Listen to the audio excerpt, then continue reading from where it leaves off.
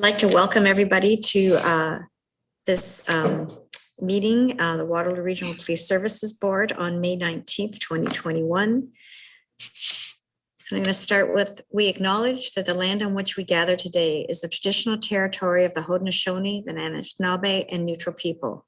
We acknowledge the enduring presence of the Indigenous people with whom we share this land today, their achievements and their contributions to our community. We offer this in acknowledgement as an act of reconciliation between Indigenous and non-Indigenous peoples of Canada. I'd ask the board, are there any declarations of pecuniary interest? Seeing none, I'd like to start with some incredible good news announcements. The first is the Waterloo Regional Police Services Scholarship Award. And I would call on Chief Larkin to present the award to college student Savannah O'Donnell. Craig Stevenson, professor from Conestoga College, will also be in attendance. Chief, over to you. Thanks so much, Chair Edmund, members of the board. Good morning and welcome to all of the guests joining. We're very pleased to have Professor Greg Stevenson from Conestoga College, as well as Miss Savannah O'Donnell, a student.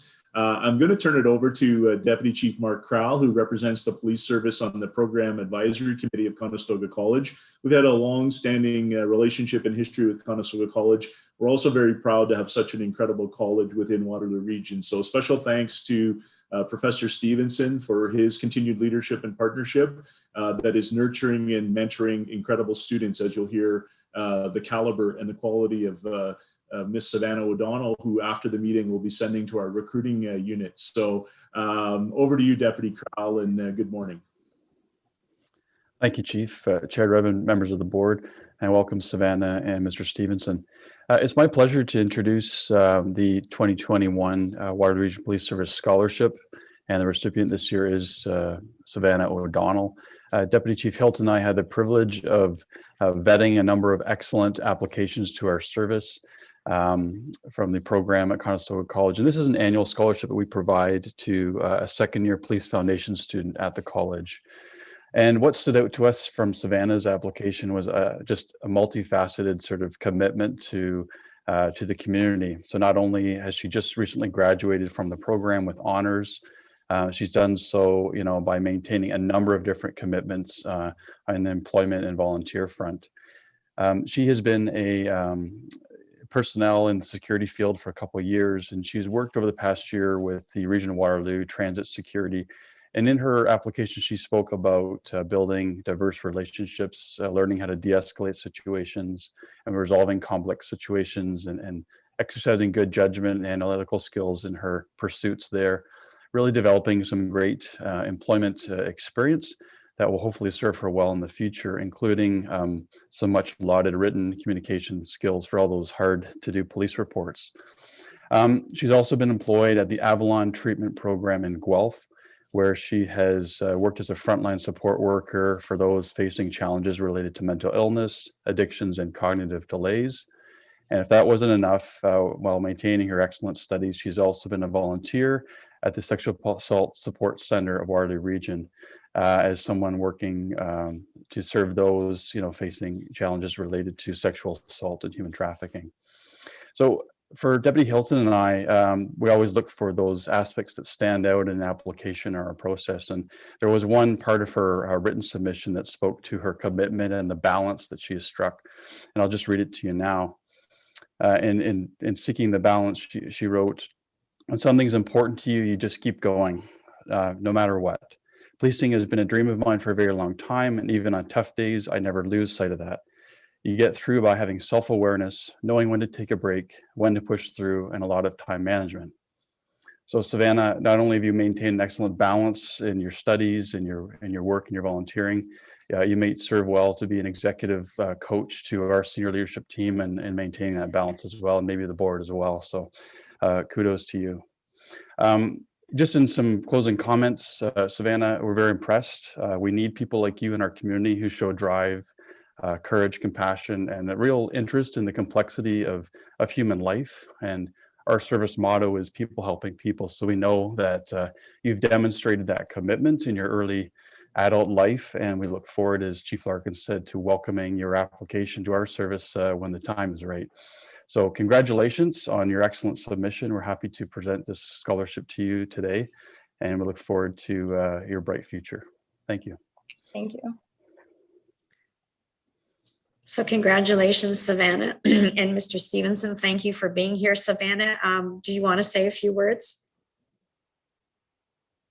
Yeah, thank you. I'm very honored to be the recipient of the scholarship this year, and I've really enjoyed getting to know Waterloo Region, especially over the last year and a little bit doing transit security.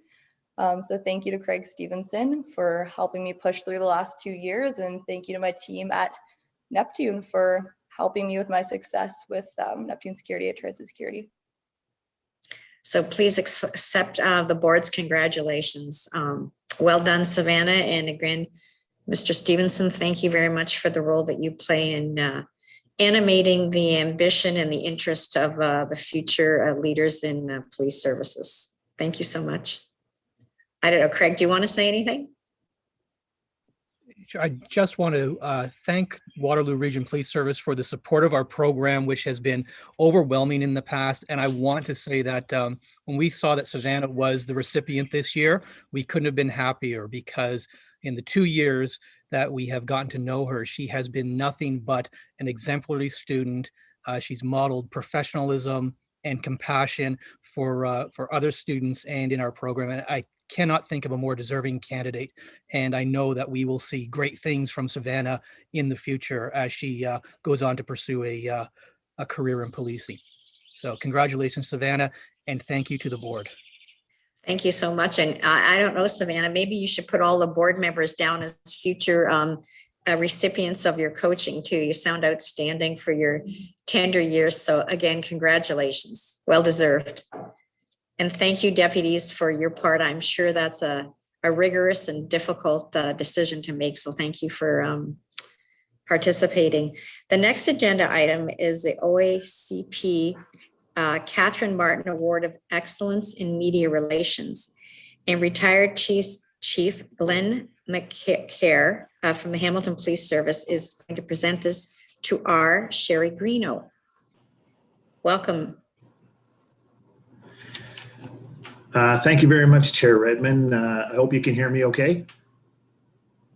Yep. Thank you. Chair, members of the board, it's great to be back in company with my good friend, Chief Larkin. I wish we were there in person to share one of those big old handshakes that we used to be able to do in person. I was so pleased to read the nomination of Inspector Sheridan for Sherry and for the work that she has done for the Waterloo Regional Police Service. McMaster is a proud sponsor of this award for the Ontario Association of Chiefs of Police. And Sherry, I just want to recognize the dedication, professionalism, the work in the context of social media and the changing media environment, along with, if that isn't enough, in the work that you do for the Waterloo Regional Police.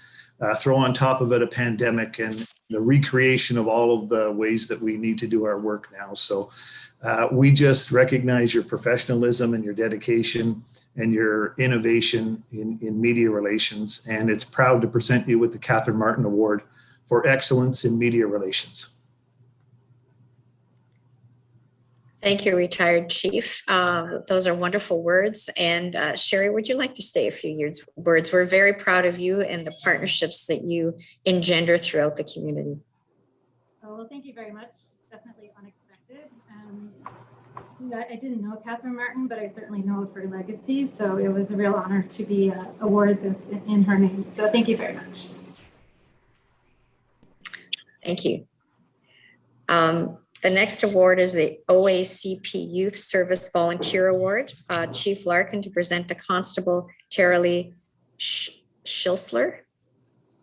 Thanks so much, Chair Redmond. I just want to take an opportunity to thank retired Chief Glenn DeCare for joining us this morning and his continued support of the Ontario Media Relations Award and his work with the OACP. And I want to take an opportunity to celebrate Ms. Sherry Greeno, our Manager of Corporate Communications.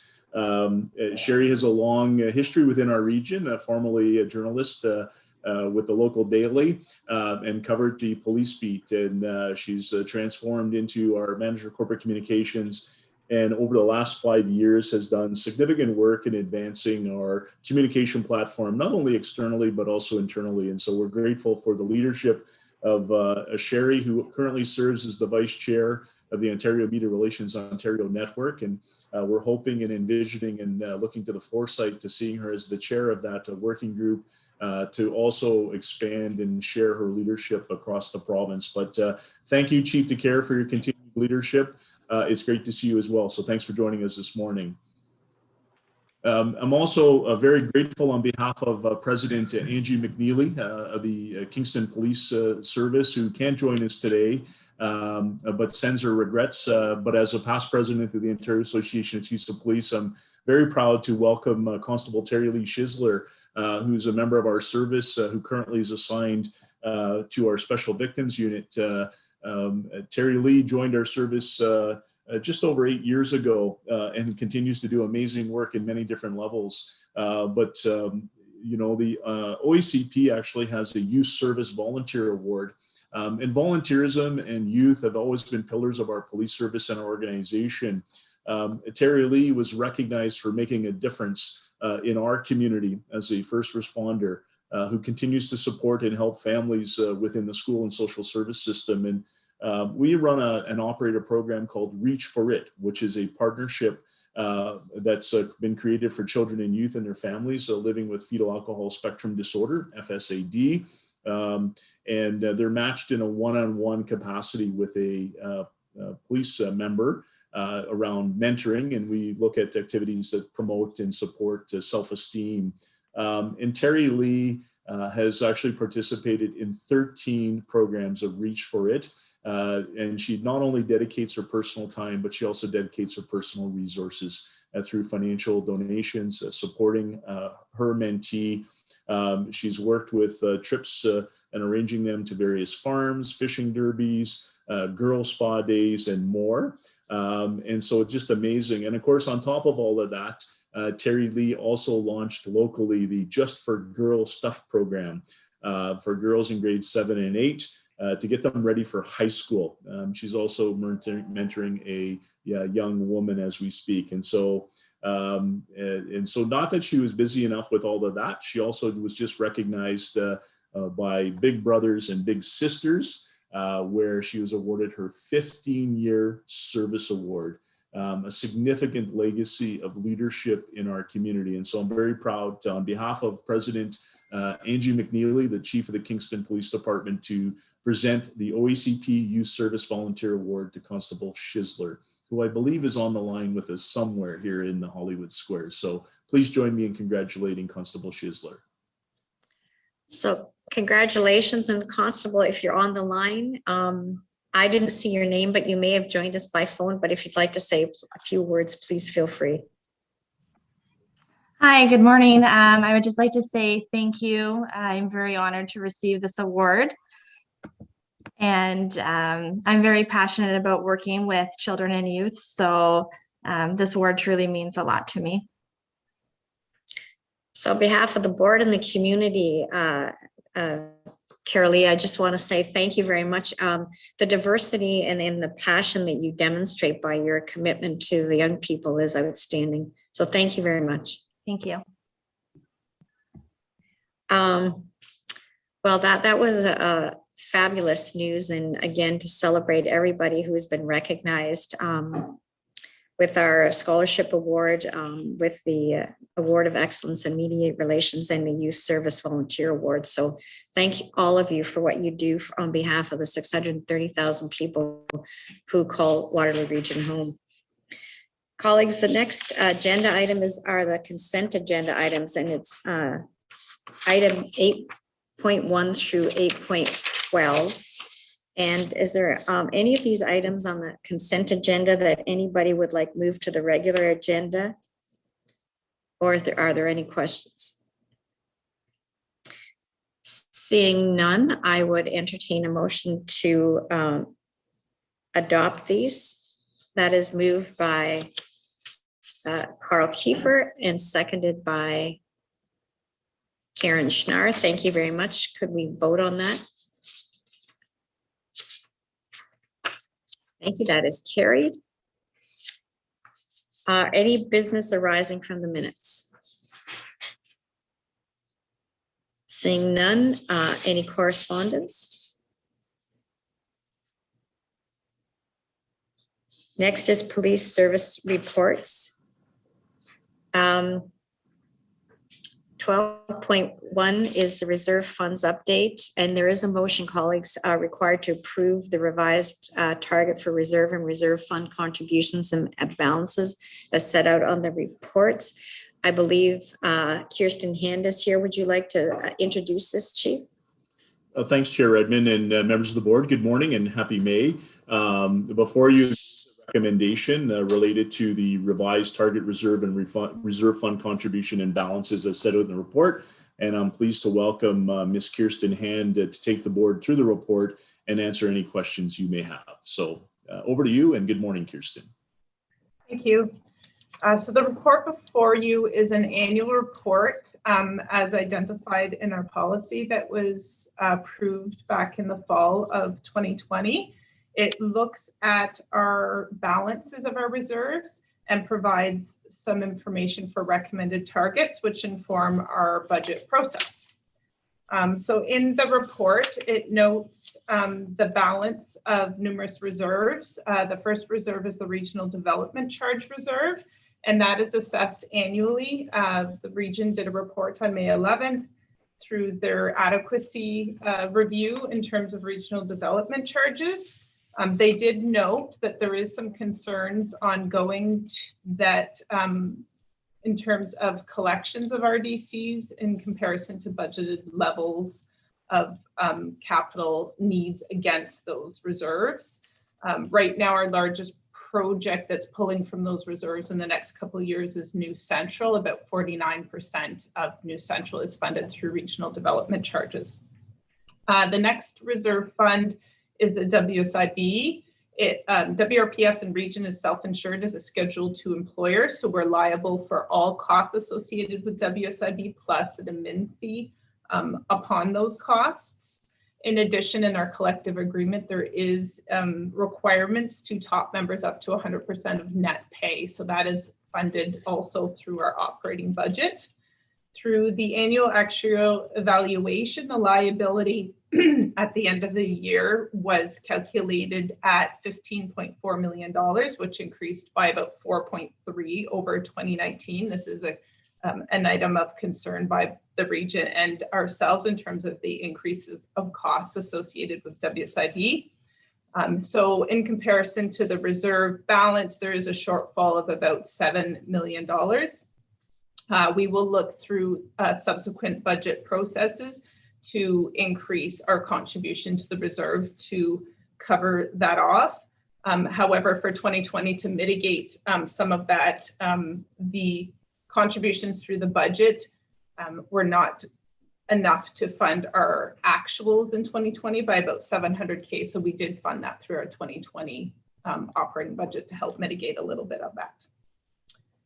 The general reserve is the next one. So that is a stabilization reserve with a targeted balance of 2 million, and we closed the year at just over 2 million. And this is only accessible through a board motion, and it's used to fund any unanticipated impacts through either items such as contractual obligations or a potential operating budget deficit.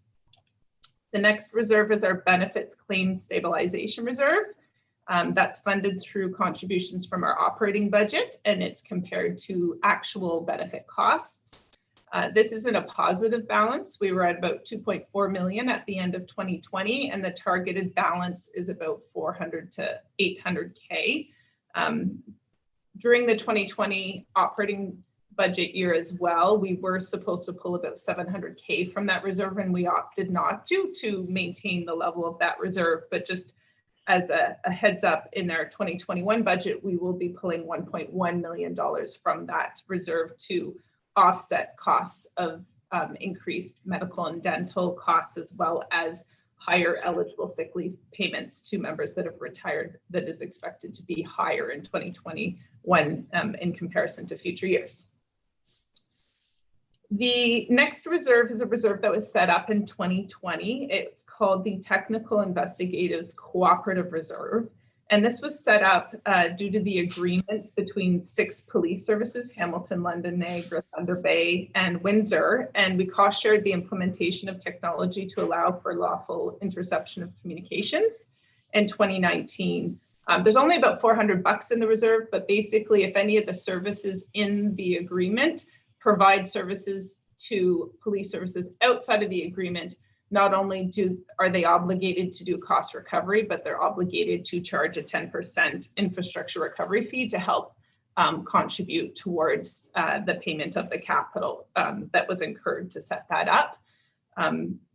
That technology is due to be replaced in 2024. However, there is some information that we may transition to a provincial platform at that time. So we'll see where that goes. The next reserve was a new one again in 2020. It's the Voice Radio Reserve, and it's for our new P25 system. So as part of the chargeback model, cities, townships, WRPS, and the region both contribute towards the costs of running the P25 voice radio system. And we did have a surplus at the end of 2020 of $835K. That was due to a couple things, savings associated with training that wasn't completed at the levels originally anticipated. There was a placeholder for major equipment replacements because the system's so new, it didn't require those replacements, as well as our one contract with Motorola started a bit later in the year, so we had about 7 months of savings. So that did contribute towards those savings that went to the reserve. In the draft MOU with the cities and townships, any funds that go to that reserve could be utilized for future system replacement or to smooth out future rate increases as determined by the Voice Radio Governance Committee. The next reserves that I'll just talk about relate to capital. And so the first one's the capital reserve. It actually closed 2020 at $13.2 million. It's a targeted contribution reserve. What we do is we look at the 10-year capital forecast, and we do look at what should that balance be so that we're in a positive state for the variance for the next 10 years. We do have a significant purchase in 2027 relating to voice radio and user gear replacement for things like portable and mobile radios. So it, at this point, makes the reserve go into a deficit. So in order for it to be at a positive throughout the 10-year forecast, we would need to increase our contribution in the 2022 budget by about $600K. So that will be taken into consideration through the 2022 budget process. And the vehicle reserve closed 2020 at $3.6 million. And again, we did a similar analysis, and it looks like we would just need to do a slight increase of about $33K to make the 10-year forecast positive.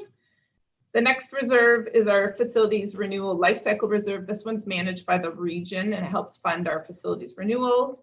It closed the year at about $1 million at the end of 2020. And the region does an annual analysis. They'll be doing it probably in June or July. However, last year's information suggested that the target's 2.2 million and we're currently at 1 million. So throughout the last couple years of the budget process, we have increased that accordingly to try to get up to the targeted contribution balance. The next two items in the report just relate to unfunded liabilities where we do not have reserves for it. Again, that has been noted as a concern when the region did their audit year-end statements. The first one is the sick leave liability. The annual actuarial evaluation identified that at about $36.6 million. It did increase over 2019 again. And we do, right now what happens is we fund any sick leave payments to eligible members through our operating budget. That has been grandparented out of our collective agreement, so future increases have been mitigated. However, there is approximately 42% of our members that are still eligible for a payment upon retirement. And then the last one is employee future benefit liability. So this is in our collective agreement, we provide for healthcare out of province travel benefits for retirees for life. We are the last police service that provides that sort of a benefit, and it is extremely costly. So the liability was valued at $130.7 million at the end of 2020. That increased by 10 million from last year. It's an unfunded liability. Current annual costs are covered by our operating budget. In 2021 budget, we've assumed $2.7 million for those current costs, which if we did not have that requirement, could fund an additional 20 officers. At this point, the percentage of people on our medical benefit plan, the percentage of active versus retired continues to decrease. So at the end of January 2020, we were approximately 30% of our healthcare recipients related to retired members, not active. So that's a concern going forward as well. So our reserve strategy continues to look at strategies to increase the funding of our capital projects through our reserves rather than debentures, which, you know, increases the cost to our operating budget. So we'll continue with that strategy. Although I'll note through the 2021 budget process, we were able to increase the funding of our capital projects by 6% from reserves and reduce debenture funded capital projects by 4%. So we will continue on with that focus. Thank you. Thank you, Kirsten, for a very fulsome, understandable, great profile of the reserves. Tony, go ahead, and then Ian. Through you, Madam Chair. Two questions. The first one is relative to the WSIB Reserve Fund. I note you noted that the actuals for 2020 exceeded the actual contributions. What is the past experience with respect to that ratio? Have we always remained below the actual contributions, and is this an anomaly year, or vice versa? If you could just maybe elaborate on that. Kirsten? So definitely for the last number of years, the actual information that has been provided to us has exceeded what our budgeted value of contributions to the reserve has been. We are aware of that. The last review pegged it at about 2% of payroll. We were at 1.17% of payroll in 2020, and we increased that to 1.5. So we're trying to slowly close that gap, but it is increasing faster than we would like. And my second question is relative to the deficit within the WSIB Reserve Fund, as well as the sick leave, which are the probably the larger ones here. I presume it will be a multi-year strategy.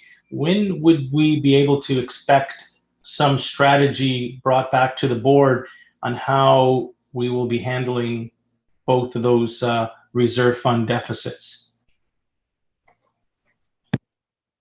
Kirsten, it looks like the chief is saying over to you. Definitely through the budget process, we'll be looking at trying to close the gap between what we budget for as contributions to what the actuals are. And then through different strategies in and around year-end potential positive variances, we could look to close that gap as well. But definitely through the budget process, we will look at that. And there's a lot of different goals right now in regards to reserves. And so we've kind of, a couple of the ones that we had prioritized is the funding of capital projects. But yeah, definitely there needs to be a focus on closing the gap between and looking at potentially setting up a sick leave reserve as well to fund that liability.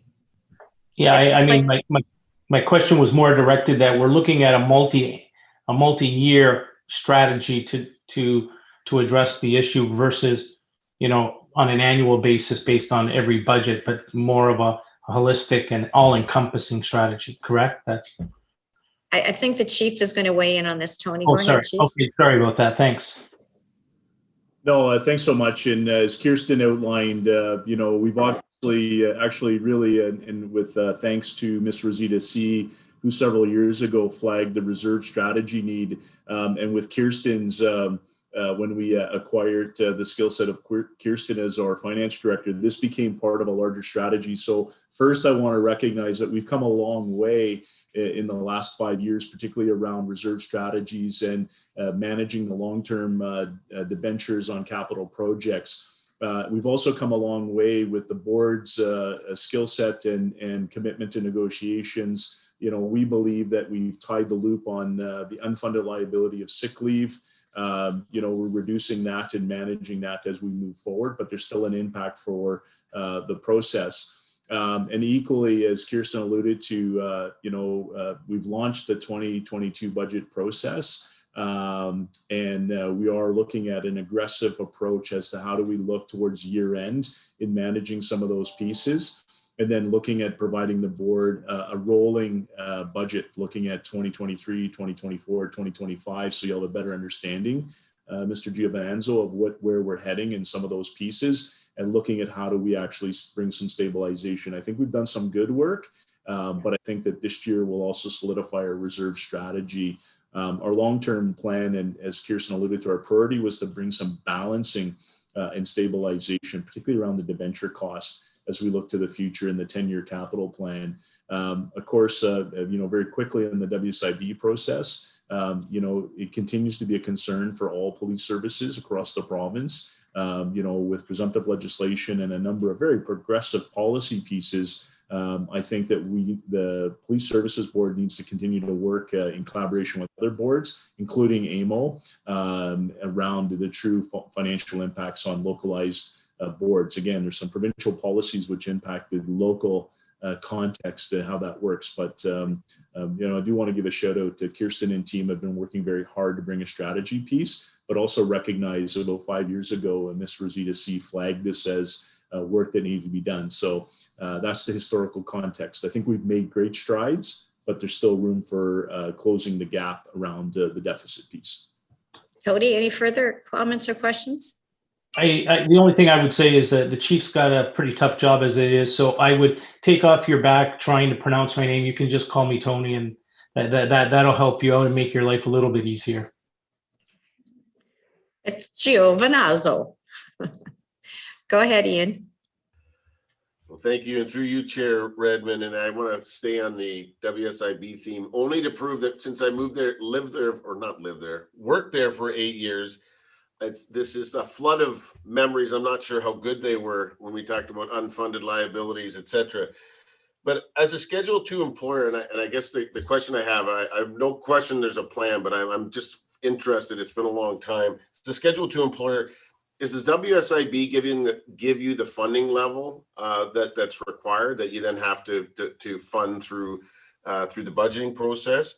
And is it 100% dollar for dollar? Because it's certainly not for the rest of WSIB. You're funding to cash flow for your future needs. So I guess that's the first question. Then I have one more, depending on what the answer is on how that's set.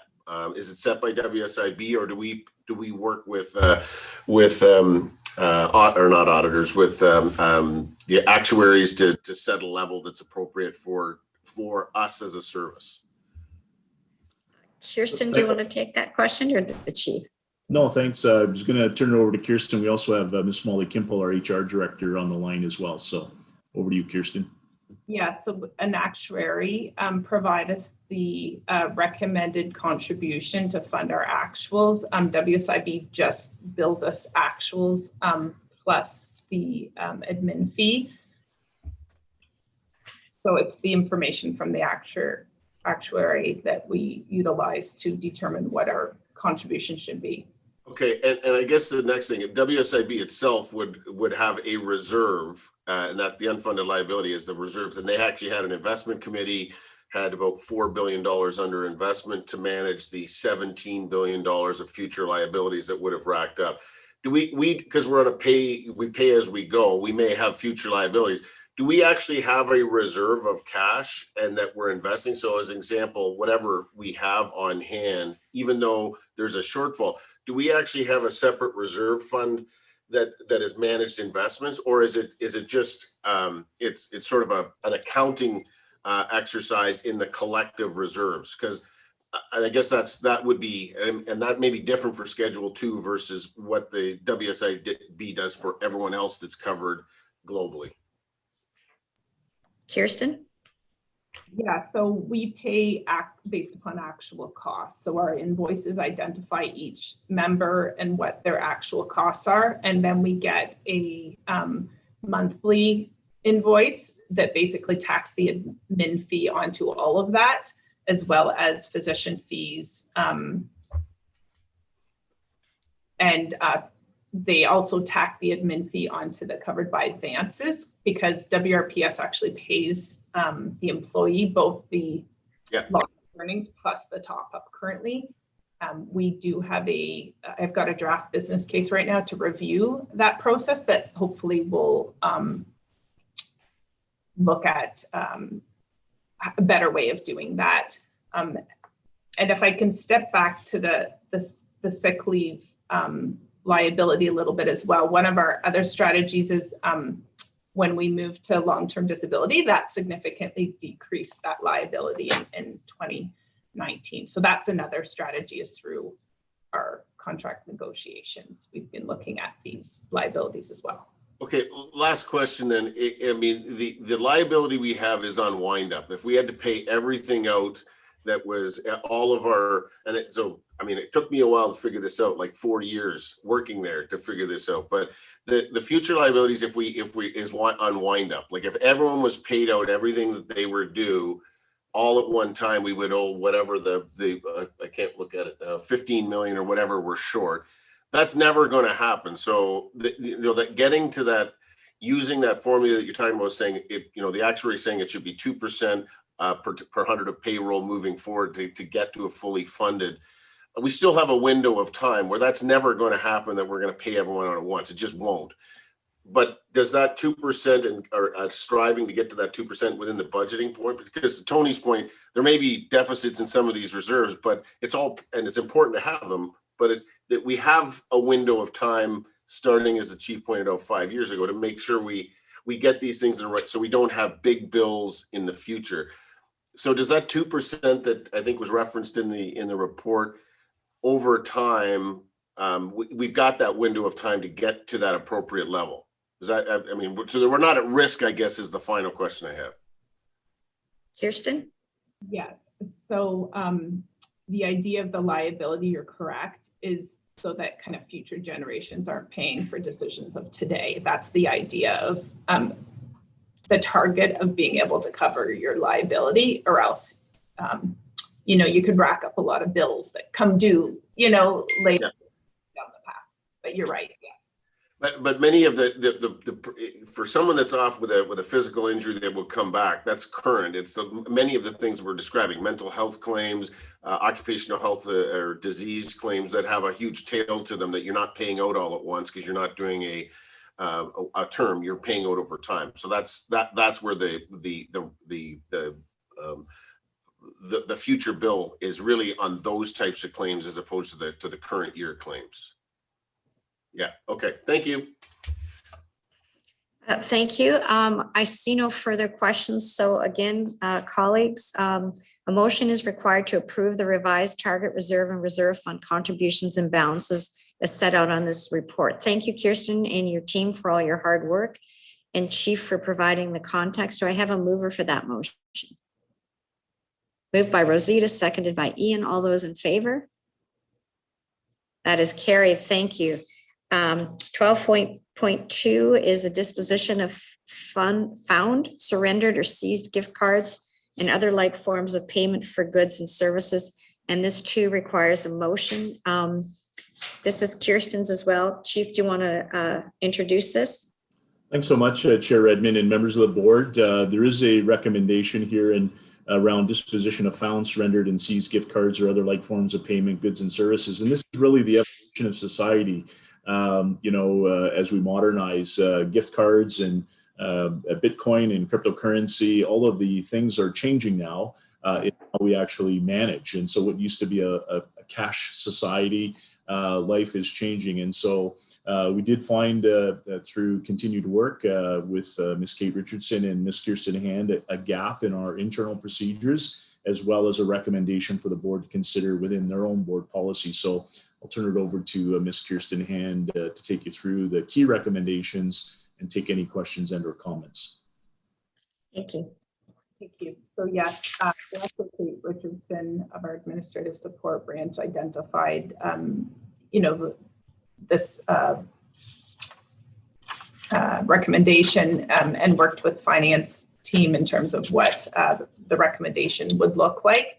And essentially it's that any of those types of donation of gift cards or other forms of payments of gifts and services would be donated to local charities as approved by the chief of police, where such items are found by, surrendered, or seized by members of WRPS in the course of their duties. We are recommending that an update to the policy be made in regards to collection, preservation, and control of evidence and property, and that finance would do a report annually to the board that outlines the value of these gift cards and other like forms of payment for goods and services donated and the charities that they were donated to. And the finance unit would also work with Kate's team in terms of an annual audit of monies transferred. And right now, Kate's team tells us that there's approximately $500 of gift cards that this would apply to. So the value at this point is forecasted at approximately $500 a year. Thank you very much, Kirsten. Are there any questions? So the motion before us is to approve and direct the donation of gift cards and other like forms of payment to local charities as approved by the chief, where such items are found by, surrendered, and or seized by members of the Waterloo Regional Police Service, and the board's collection, preservation, and control of evidence and property policy be amended to be consistent with this direction. I'm not seeing any questions. So could I have a mover and a seconder for that motion? Moved by Carl, seconded by Sandy. All those in favor? That is carried. Thank you. 12.3 is the March 2021 financial variance report. And Chief, again, over to you and then to Kirsten. Thanks so much, Chair Edmund. And it's hard to imagine that we're finishing the first quarter of 2021. Again, we very much have continued to be very diligent during the pandemic, and as always around the financial impacts and the economics of policing within Waterloo Region. And so we're very pleased to provide our 2021 first quarter update around the current financial state of the police service, as well as forecasting for the balance of the next quarter.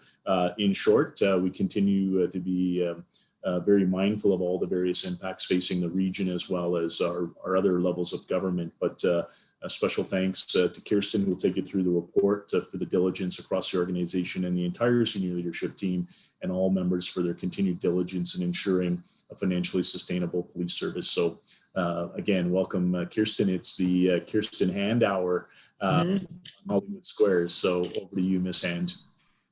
Thank you. So we did align our reporting cycle with the region. They've moved to a quarterly format. And that one's a little bit, clear to understand. So we have aligned to that. So this is our first report of the year for March. And as the chief mentioned, we are within budget to date, and we did a forecast to the end of the year, and we do anticipate to stay within the budget to the end of the year at this point as well. From a March year-to-date perspective, from an operating budget, from an expenditures, we're about 91% of budget to date, and revenues were 97% with a net levy of about 90% towards the year-end year-to-date budget.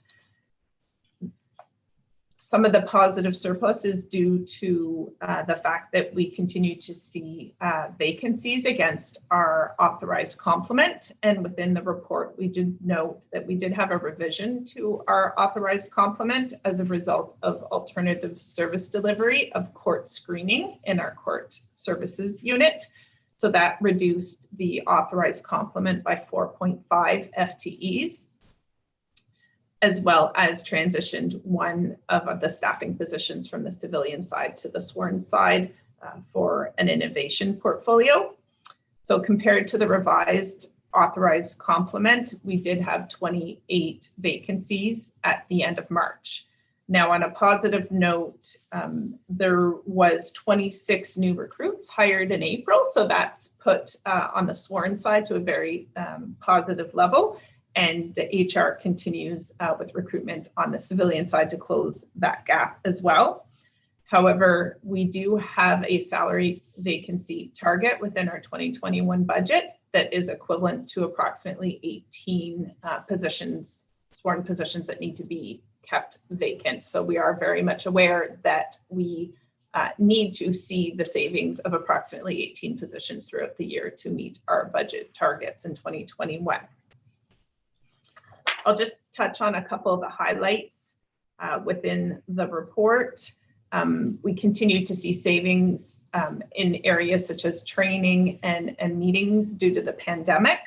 And to date, from a timing perspective, we have not seen as high sick leave payments to eligible retired members as budgeted. We've seen a bit of timing in terms of software agreements because we have a lot of prepaid agreements from last year that were recognized at the beginning of this year. And then just on the revenue side, we continue to see lower volumes in areas such as record checks and paid duty due to the pandemic. The region allocated $500K to WRPS from the provincial COVID-19 restart program. So we do anticipate to spend that $500K to the end of the year on direct costs associated to the pandemic that were not budgeted for. So that will be utilized. And we also received word that we may also receive funding through the region for our participation in the vaccine task force. That will also benefit our operating budget. On a negative side, unfortunately, we got the contract for our court security and prisoner transportation grant, and it was almost $1 million lower than our 2020 contracted value, which is what we based our 2021 budget off of. So we will see a negative pressure to our operating budget of approximately $1 million in 2021 as a result. From a capital perspective, we spent about $1.7 million as of about April 19th. For fleet, we've replaced 15 vehicles to date, and an additional 22 have been ordered. At this point, we've pretty much ordered almost all of our vehicles for the year, so we just have some outfitting to come through. So we're at a very good point from a fleet perspective. From an IT and voice radio perspective, any money spent so far has been on the administrative phone system replacement, but key projects in 2021 include our modernization project, the phone system replacement, some money to prepare for next generation 911, video conference disaster recovery, and HRIS system. So we plan to do an RFP this year in partnership with the region to replace our human resource information system, and that would be implemented into future years. Carryover projects from 2020 include our business intelligence tools and our P25 voice radio system project. For equipment and facilities refresh and furniture, we spent about $300K to date. For facilities program area, we spent about $800K to date. The redesign of our headquarters front lobby has now been completed, and we're just doing some of the small deficiencies. But that's been very positive, both from a security perspective. And new central construction has started, and they're moving along really nicely with that as well. the expansion of our parking lot out front, and implementation of sidewalks from Maple Grove Road into the campus and appropriate crossing areas. That construction is begin as well, and we anticipate that that will be completed within the next couple weeks. Phase 2 of that project will be next year, that will look at expansions to our back parking lot to alleviate some of the pressures. We did implement an electric vehicle charging station at HQ in 2020, and this year we'll be spending some money to plan to implement them at our other divisions. And then just lastly, we continue with a number of our security upgrades, including replacing an aging card access system, implementation of security cameras and appropriate items as identified in the security assessments. And we will also be working on facility upgrades for evidence management from our internal audit recommendations. From a facilities managed capital removal, about 72K has been spent to date. And the budget includes monies for general painting, flooring projects, HVAC replacements. We had our cooling tower replaced here at HQ, design work to prepare for next year's projects, and some asphalt and window replacement at North. So that sums up our March year-to-date results, if anyone has any questions. Thank you, Kirsten. That was great. A couple of questions, Ian and then Carl. Ian, go ahead. Thank you, and through you, Chair Redmond. It's actually probably more from the chief, and it's tangentially related to the report, but I didn't know where to fit this. I wanted to just pick your brain on rapid screening COVID or rapid COVID screening. As you know, we've been through the Cambridge Chamber and our chamber through chambercheck.ca offering this to small, medium-sized business. I know there's a program for larger employers. To date, we've had over 2,000 businesses, 150,000 screening kits, 150,000 masks being distributed to business. And I think my expectation, rapid screening for COVID will be part of our day-to-day lives, certainly in business for many months to come. It's fast and easy. It's a good way to screen out those that have may have be at the start of getting a virus. It's easy to do. A well-trained basset hound can do these screenings without harming themselves. Greg and I have done them ourselves and not hurt ourselves. The other part, which is really important to note, is there's now over 80 chambers across the province of Ontario that are rolling this out, because the employers and organizations across the province really want new tools that coming out of this latest lockdown. And I guess I got thinking about larger employers like school boards and hospitals, post-secondary, but in this case, Waterloo Police Services.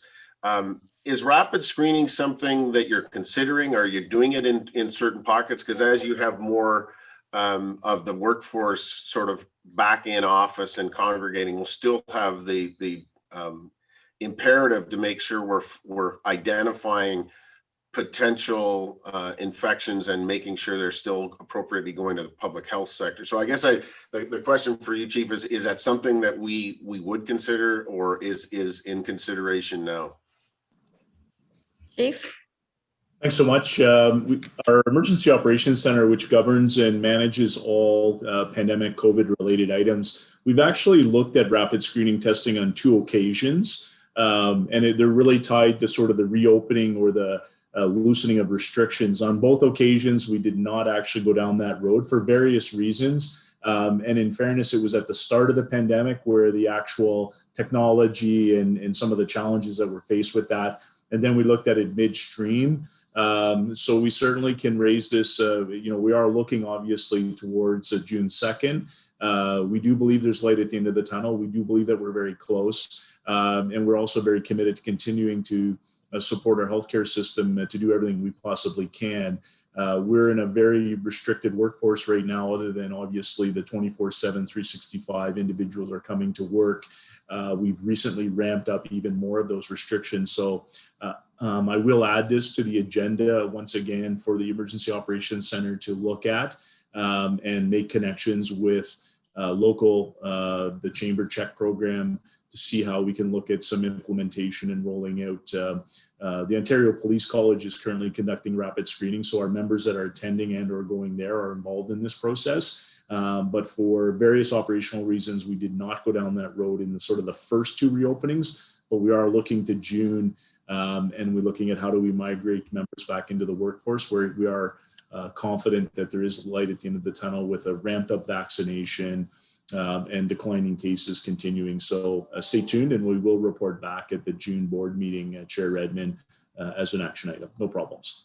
And I think that the one thing that has been a game changer is that it can be self-administered now, that it doesn't require. So that's made a big difference for those that are participating in the business community, is that the employee themselves, if they choose to do it. So appreciate that. I appreciate the update.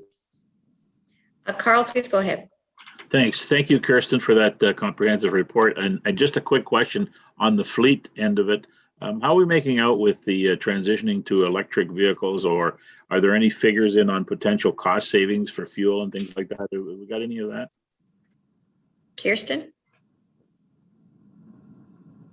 Yes, so we have, just looking to see if I could say exactly how many hybrids that we've now done. We've added another 5 hybrids. I think we're in and around 15 now, ish, that we've added. But yeah, that's definitely, we continue to add the hybrid vehicle to the fleet. There was communicated savings to us from board as to what we would expect. And we actually just had a conversation the other day, because in July, it will have been a good year that we've had hybrids in the fleet. And so we were going to do an analysis of what does the maintenance and fuel look like to be able to substantiate some of those initial information from Ford as to what savings that we will see. So don't have the numbers on me right now, but we should have those in place after the summer. Thanks, Kirsten. Look forward to that report. Thank you very much. Thank you, Carl. I see no further questions. This is for information. Kirsten, again, thank you and your team for this great update. The next agenda item is Waterloo Regional Police 2021 first quarter impact update. Chief, do you want to introduce this? Thanks, Chair Redmond. Again, wanted to bring forward to the continued work that we're doing in partnership with the CMHA and our impact team, as well as continued support and funding from the Ontario government.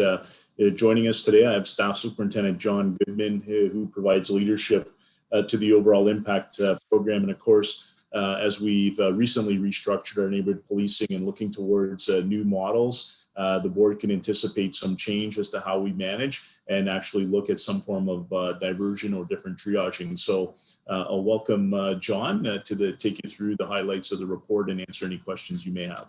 Welcome, John. Thank you, Chief. Thank you, Chair Redmond and board. My video is not working. It says the chairs locked me out, but that's okay. I'm good with that. Now we're up. There we go. As you know, since back in May of 2018, we changed our way of doing business. We went from the specialized crisis team to the impact team. And currently we have 11 members of impact working 7 days a week from 8 a.m. Till midnight each and every day with our membership. And I have Amanda Franceschini here with me from strategic planning and the planning and project management team to walk us through the data, and then we'll take any questions after that. Amanda, over to you. Welcome, Amanda.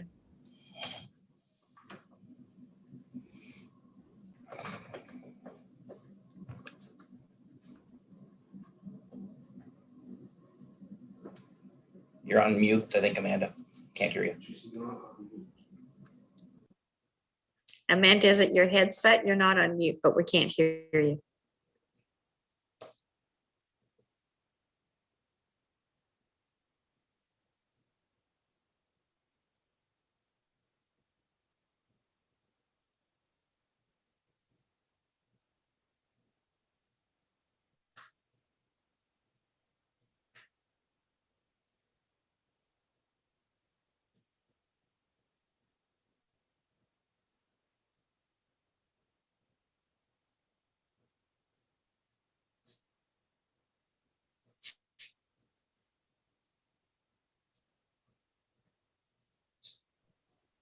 So sorry.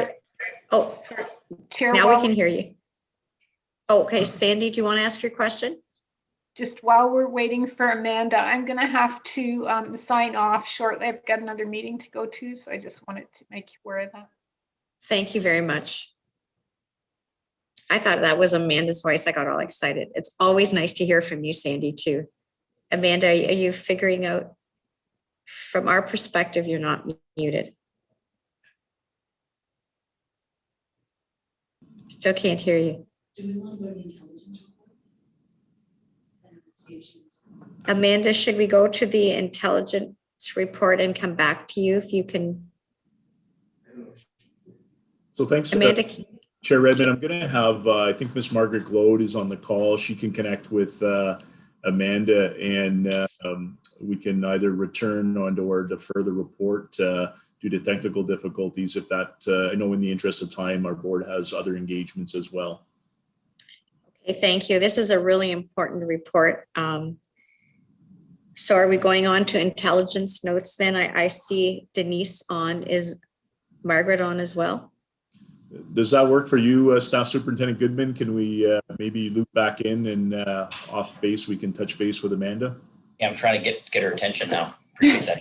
Yeah, I don't think she knows we can't hear her, does she? I don't think so, but it looks like she's presenting an excellent report as always. The joys and the challenges of virtual meetings as we roll through here. So we will get a message to Amanda. And in the interest of the board's precious time, and we can advance to intelligence notes. Again, this is a as the board is aware, we do report quarterly on intelligence notes. We've advanced our procedures. Joining us, we have Miss Margaret Glode, Miss Denise DeLoe, who does a significant amount of data collection for us and analysis. I also have Superintendent Eugene Fenton, who oversees our neighborhood policing investigative services division, which is heavily engaged in the criminal intelligence and the work that we're doing. So Margaret, I'll turn it over to you and Denise, and I'm gonna send Amanda a note to see if we can bring some calm to her. Is there, can you hear me now? Oh, yes. So thanks so much, Amanda. We're just gonna put you on pause. So we've just advanced the agenda and we'll loop back to you. Sorry, okay, stand by. Right. Marg and Denise, please go ahead. Yeah. Good morning, Chair and members of the board. Thank you. Sorry about the technical difficulties there. Yes, I'm going to just hand this over to Denise. She's our expert in this area, and she'll walk you through the first quarter of 2021 intelligence notes report. Thanks. Welcome, Denise. Good morning, everyone. So as Marg and the chief has alluded to, this is the Q1 report for the intelligence notes. So that's from January 1st to March 31st, 2021. So in this quarter one, our officers has completed 176 unique intelligence notes, and this count reflects the total number of times an officer has initiated the intelligence note process. And the number of person subjects recorded in this quarter was 245. Of those person subjects, 29%, or just under 1/3, do not have any permanent residence in our region or any permanent residences at all. And by perceived race, individuals who were perceived white accounted for 59% of all person subjects recorded in this quarter, followed by individuals who were perceived Black at 20% and unknown at 7%. By perceived gender, 185 persons were perceived as male, which accounts for 76% of all the intelligence notes where a person was identified. And as per usual, proportionality analysis will be conducted in the annual report. And that kind of concludes a brief summary of the 2021 Q1 report. We'll be back later this year to report on the findings for Q2, Q3, and Q4. Thank you. Thank you very much. Are there any questions or comments?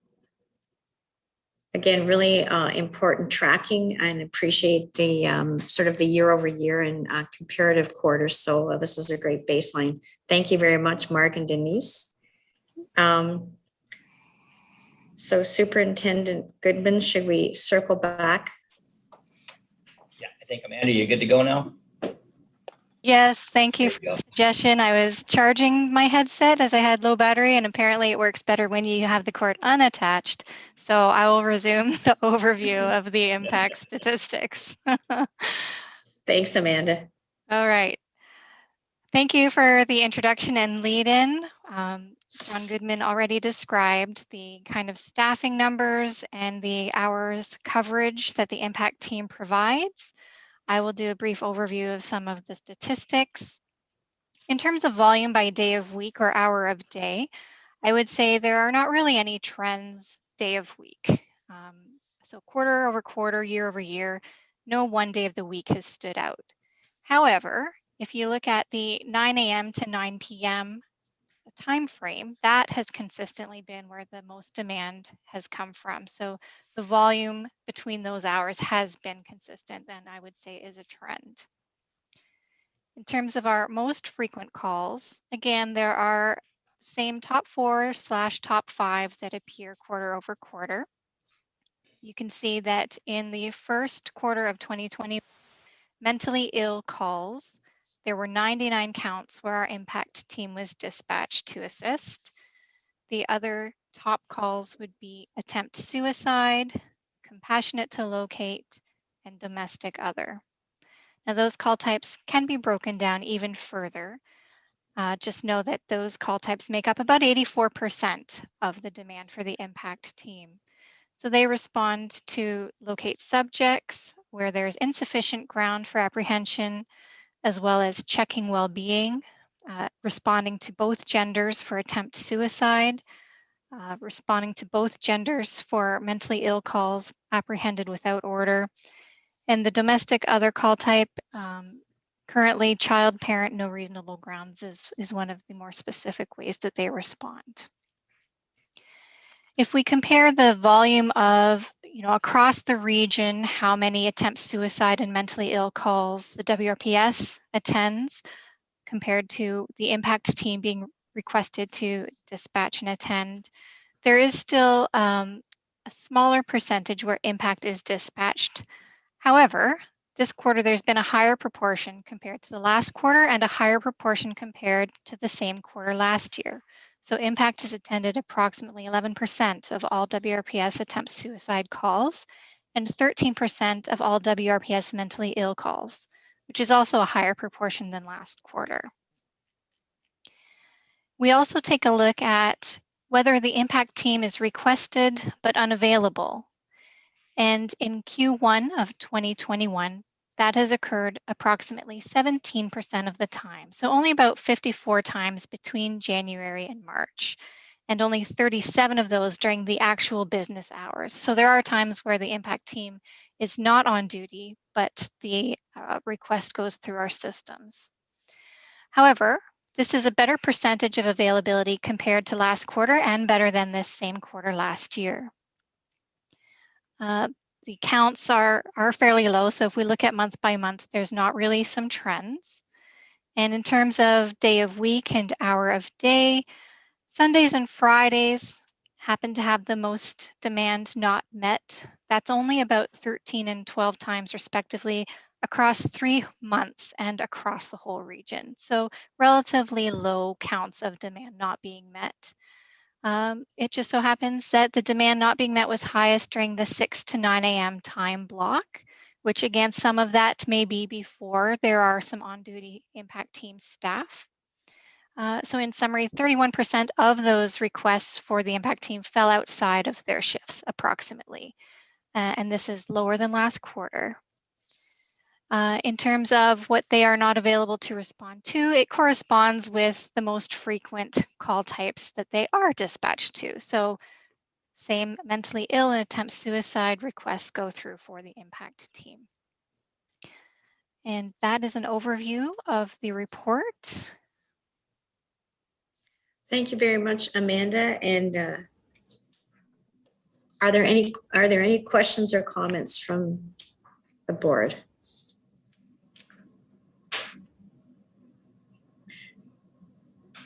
I see none. So Superintendent Goodman, thank you very much. And Amanda, this is a very important program, one that I think really speaks to the fact that Waterloo Regional Police Services are doing policing differently. I think it's a wonderful program and one that the community continues to be highly supportive of. So thank you very much for this update.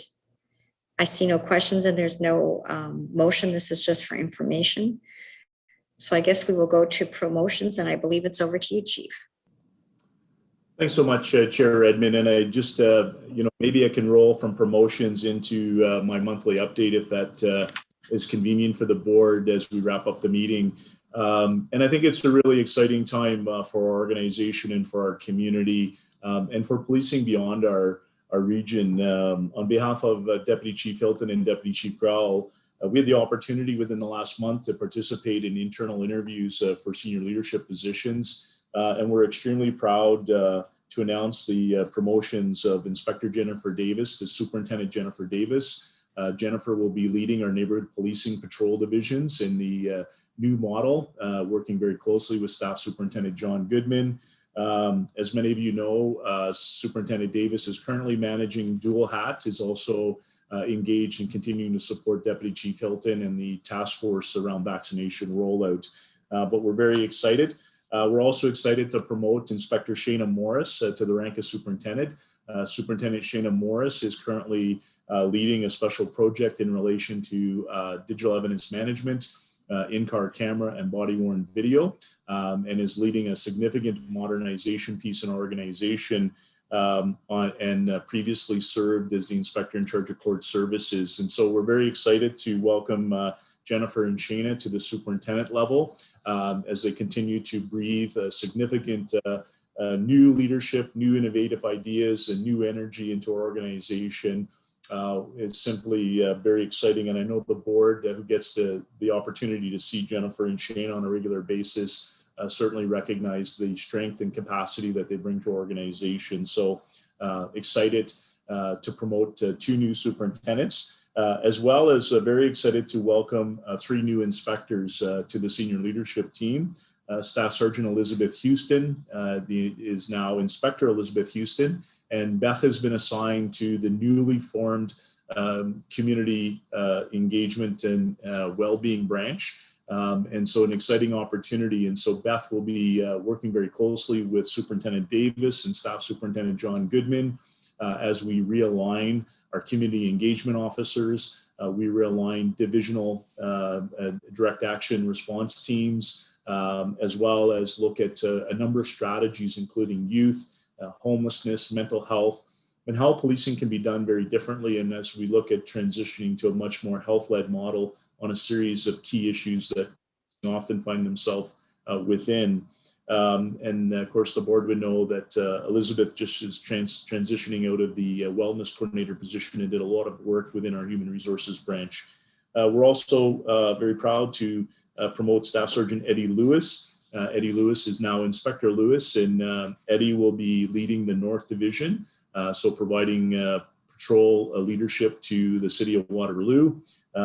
Eddie has recently served in our real-time operations center and our regional scheduling team, is a dynamic, innovative leader, and will bring significant care and compassion to the North Division team. So we're excited for Eddie.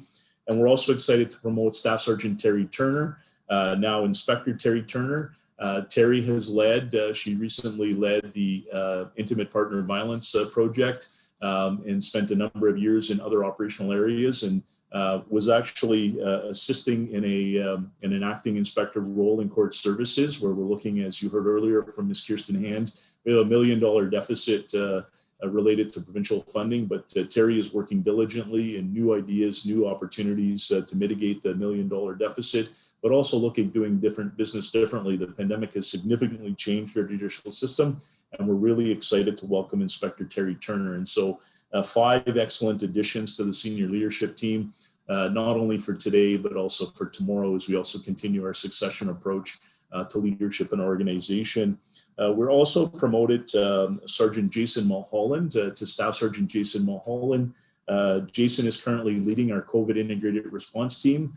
brings a significant amount of experience in crowd management and public safety response and major event planning.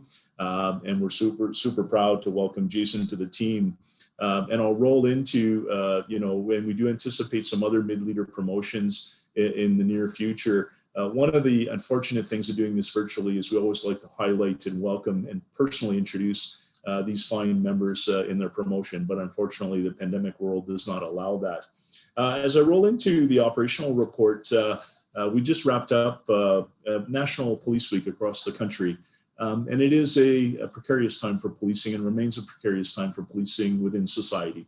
We're a year plus into the pandemic. We continue around climate and the social climate of policing and the role of policing in society. And I'm very proud of our organization. I'm very proud of our service, and most importantly, very proud of our membership that have continued to every single day, despite the challenges, despite the trepidation of pandemic, to do amazing work in our community.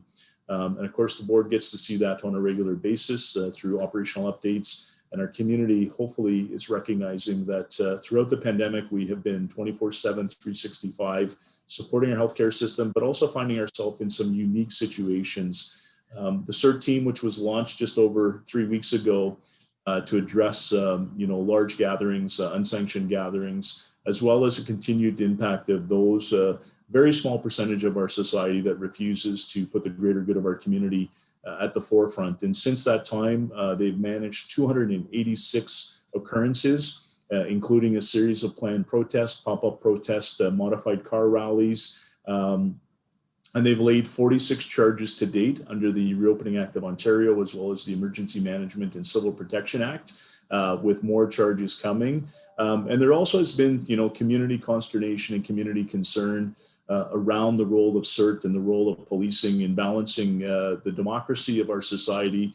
And I can tell you that in all cases, we follow a very planned approach, and we deal with organizers. And we're also very candid and upfront with organizers that we will pursue charges under the Reopening Act and Emergency Civil Protection Act. We recognize that people do have the freedom of assembly under the charter, but we're in unique times. And I'm sure at a later date, federally we'll debate the Constitution and different processes. But right now, we're trying to put the good of our community at the forefront. And so CERT continues their good work. One of the continuing trends out of the pandemic, which is alarming and concerning, is the impact of illicit drugs in our society and overdoses. In Ontario, this year we're experiencing over 1 year during the pandemic, a 75% increase in overdose deaths across Ontario.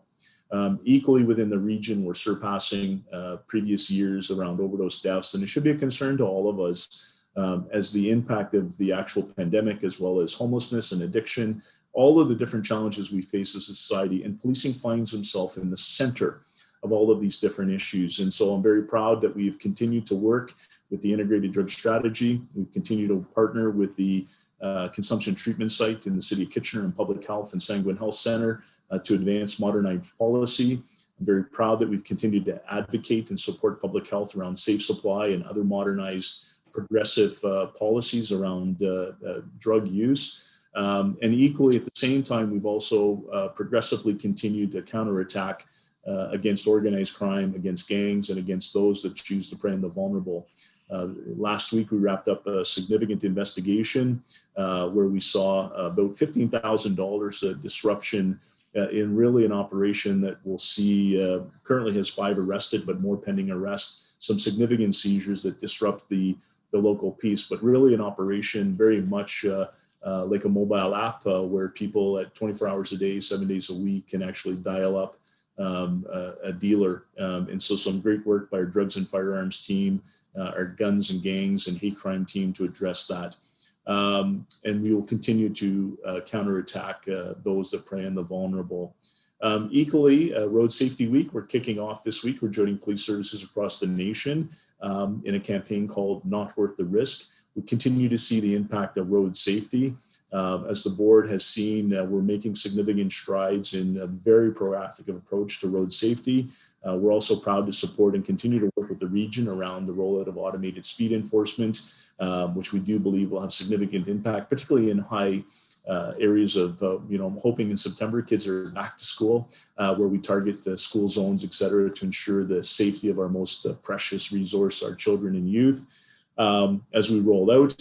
And equally, we've just recently launched the call for academic partnership around race-based data collection. You saw the importance of the work that Ms. Denise Lowe is doing in our organization, significantly focused on race-based data collection, and the work that Ms. Kate Richardson and Ms. Margaret Load are doing, also supporting the Canadian Association of Chiefs of Police as we look at the uniform crime reporting and rolling out a national approach to race-based data collection, an important part of the work we do. And we hope to have an update in the coming months to the board around advancing that. We continue to be heavily involved in the national roundtable around police intervention, as well as Inspector Jason Butcher is co-leading that. And we have Staff Superintendent John Goodman working on a national roundtable around police intervention and crisis, and the work that we're doing with impact and how do we do business differently. So again, in summary, we have all of these tied into the promotions because we're advancing people in the organization that are modern, they're progressive, they're challenging the status quo, and they're reaffirming their commitment to work with our community. I do believe that there is, the light at the end of the tunnel. I do believe that we're close to seeing some success around how we manage the pandemic and the impact that it's had on not only our workforce, but our community. And I think that, one of my concerns is that how do we continue the road and the path forward around healing? We're living in a divisive society on many different issues. And so I'm hoping that as we come out of this, as a police service, we have a role to play in actually being a part of that reconciliation, have a role to play in actually advancing a modern approach to public safety in our community. So subject to any questions, I want to thank the board for their continued guidance and wisdom as we head into May. Let's hope for sunnier, warmer days and a brighter future for our region. So thank you. Thank you, Chief. There isn't a police board meeting that some or all the members comment on the volume of the challenges that our service faces and the variety of issues that really it's the police intervene to make sure that individuals are safe, sometimes from their own deeds, as well as the community. So thank you for that. You've given us a great overview. And I guess the thing that continues to impress me throughout the specific challenges of this pandemic is the fact that everything else needs to continue to move forward. And I am really thrilled to hear of all the talent through your promotion report and the fact that you are looking at succession planning. We started this meeting off recognizing some really outstanding milestones for some individuals and for the service. And I looked to Savannah O'Donnell, who was the Waterloo Regional Police Scholarship Award recipient, and I see that she stayed on for the whole meeting. And kudos to you, Savannah, for staying on. What Waterloo Regional Police Services do, and in the privilege of this board and having a leadership role, and it is an amazing board, is to make sure that our community not only remains safe, but that we always have an eye on the future and doing things better. So the innovation of this police service is second to none. And particularly your update this month, Chief, I think really encapsulated that. So on behalf of the board, thank you so much to all of you, to the deputies, the people on this call, and those who aren't, because it does take a village to make sure we're all safe. I see no interventions from colleagues on the board. Is there any new business? Future business items? Information items? So I believe that we have some media on. We are going to adjourn, but the media are welcome to remain on or log on with the Zoom details that were provided. And Chief Larkin and I will be available to answer questions. And with that, I would entertain a motion to adjourn. That is moved by Carl, seconded by Ian. All those in favor? Thank you, colleagues. Have a great day.